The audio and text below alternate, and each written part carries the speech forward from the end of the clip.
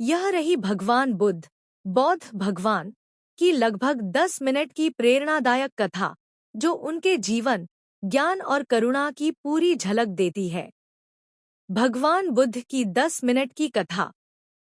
बहुत समय पहले भारत के उत्तरी भाग में लुम्बिनी नामक स्थान पर एक राजकुमार का जन्म हुआ। उनके पिता का नाम था राजा शुद्धोधन और माता थी महारानी मायादेवी। इस बालक का नाम रखा गया सिद्धार्थ। जब सिद्धार्थ का जन्म हुआ तो एक ज्योतिषी ने भविष्यवाणी की, यह बालक या तो महान सम्राट बनेगा या फिर सन्यासी बनकर संसार को ज्ञान देगा।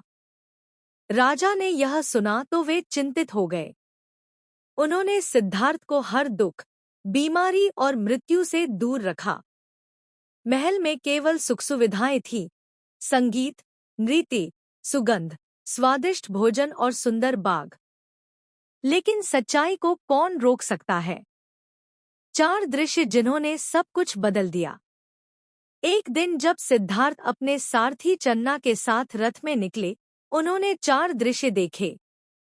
एक बूढ़ा आदमी जिसकी कमर झुक गई थी।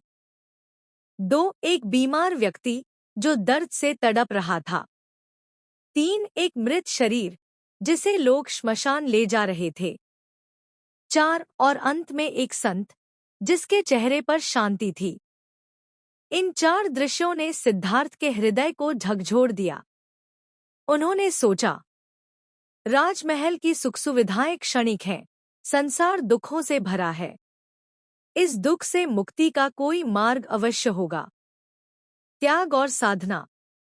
एक रात सिद्धार्थ ने अपनी पत्नी यशोधरा और पुत्र राहुल को शांत निद्रा में छोड़ दिया।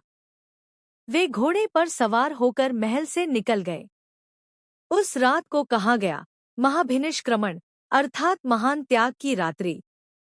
उन्होंने राजसी वस्त्र उतार दिए, बाल कटवाए और संन्यास धारण किया। कई वर्षों तक उन्होंने जंगलों में कठोर तप किया, भूखे प्यासे रहकर ध्यान लगाया। पर उन्हें लगा, अत्यधिक कष्ट भी मुक्ति का मार्ग नहीं है। उन्होंने समझा कि मध्यम मार्ग ही सत्य है, न अत्यधिक विलास, न अत्यधिक कष्ट। ज्ञान की प्राप्ति बोधि वृक्ष के नीचे। अंततः सिद्धार्थ बोधगया पहुंचे और वहां एक पीपल के पेड़ बोधि वृक्ष के नीचे बैठ गए। उन्होंने निश्चय किया, जब तक सत्य का ज्ञान न हो जाए तब तक उठूंगा नहीं। कई दिन तक गहरे ध्यान में लीन रहने के बाद उन्हें ज्ञान की प्राप्ति हुई। उन्हें समझ आया, संसार का